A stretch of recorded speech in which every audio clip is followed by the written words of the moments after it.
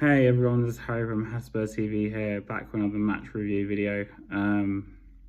Spurs lost 3-2 to Brighton. This is almost like a instant reaction because it's only finished about, 30 minutes ago. So let's talk about it. So, as usual, Ange reverted to his usual 11. Werner started on the left, which I'm quite disappointed about. I thought Moore probably deserved more of a shot. In the end, that probably was partly what cost us. But let's get into it. So Spurs started the game well, went 2-0 up. Through Johnson actually got the first goal, which I think a lot of people kind of predicted, for a through ball from Solanke. So yeah, nice there. And Madison grabbed the second. I could kind of argue the keeper could have saved that, and he probably should have. It wasn't like the best of shots. But Spurs went into half-time 2-0 up, and we were cruising. And the second half happened. Let's get into the second half. So Brighton came out, and by the 60-something mark, they were 3-2 up. Spurs and this is what I think we always do. We take a lead and we kind of invite pressure onto ourselves. We don't exactly sit back though, which is quite interesting, because I'll get onto that issue in a minute. We kind of felt like, I don't know, this is the impression I got maybe from the players, that we kind of already won the game. Even Welbeck scored the winner for them, which is quite embarrassing. But considering Ange is 56 and the Brighton manager's like 32, actually my age, it's pretty pathetic that he was 2-0 up against that and he lost 3-2. So what can we conclude from this? I don't think Ange cut out for the job, sorry. I just can't.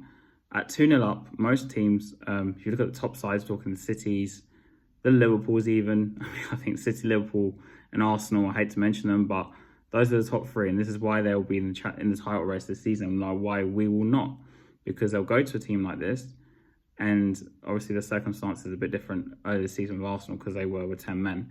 They did grind out a draw, which is, on the face of it, if you look at it, it was not a bad result. But yeah, they'll go and they'll see out the game at 2-0 against a team like this. Brighton actually had a lot of injuries, and I actually quite fancied us to win this game. I actually had us down to win 1-0.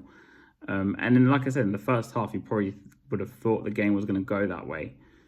But, what happened in that second half? The players, where they went missing, the manager, and just stood there after they scored their first and just shook his head. And I'm like, make a change, mate. Like, they obviously get back into the game. He should have taken off Kulusevski or even Madison to an extent earlier for Bissouma or Sarr. I'd argue probably Bissouma, because at least when Bissouma came on, even though the damage had already been done, didn't make some sort of difference. Werner stayed on way too long. I know he got an assist, but apart from that, it was very poor. And I would have brought on Moore a lot earlier. He brought on Moore like 5 minutes to go. Well, what's the point? And then, yeah, it was a monumental collapse. What can I say? But there's clearly a lack of leadership in the team. We have too many inexperienced players.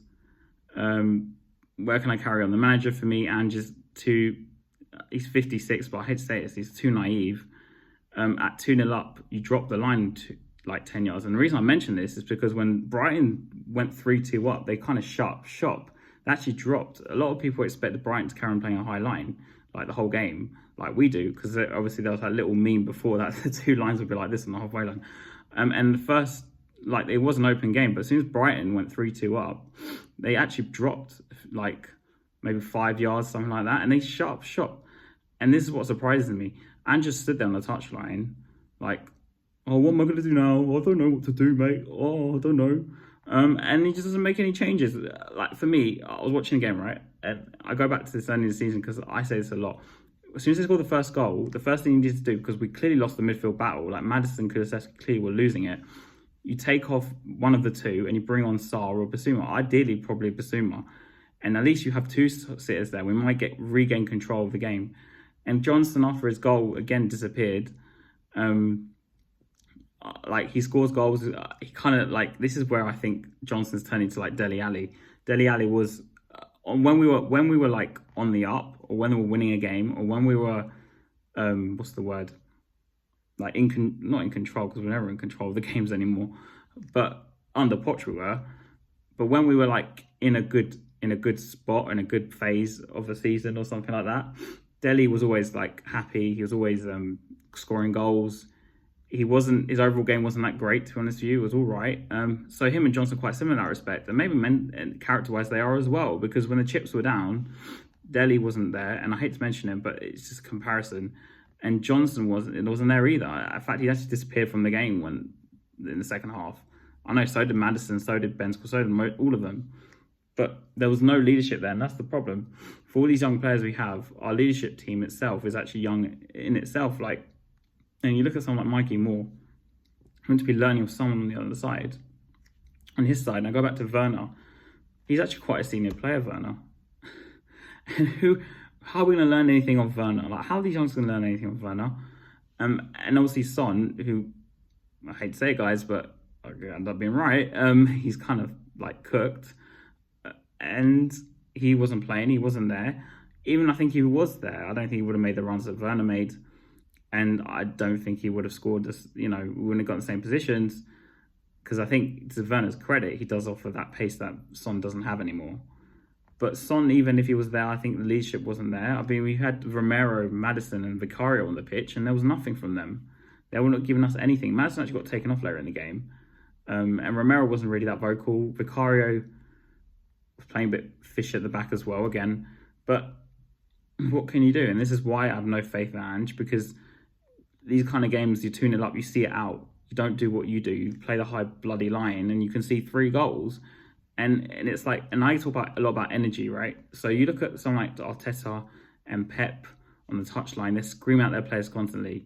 They're directing the game. Like Conte did that, Jose did that. Of course, we didn't back them, but that's another story. But you felt like he had an impact on the game. Ange does not have an impact on the game. And his relaxed manner, I'm sorry, and I've said this last season, it has an effect on the players, right? Because we're tuning up and we're kind of relaxed. We're fine. We're going to see the game and blah, blah, blah. And this is the problem. And obviously when we conceded the goal, and then the second one, you look at Ange on the touch and the guy looks shocked. And I'm like, why are you shocked? You made this happen. You literally made this happen. And because he doesn't know what to do. It's like he doesn't know what to do. So instead of at 2-1, making the change, or maybe 2 changes, Bissouma and Sarr, either one of them or both of them should have come on. Let's solidify the midfield. Let's win back the midfield, because we were losing that battle in the second half, 100%. And obviously the midfield is where the game is ultimately kind of won, really. And as a consequence, we let bloody Danny Welbeck score.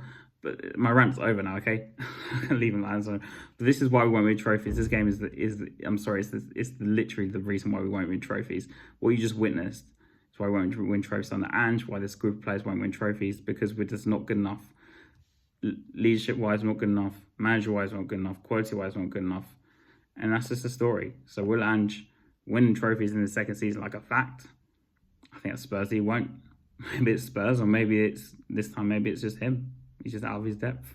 And I guess I have to finish the video with "Come on, you Spurs."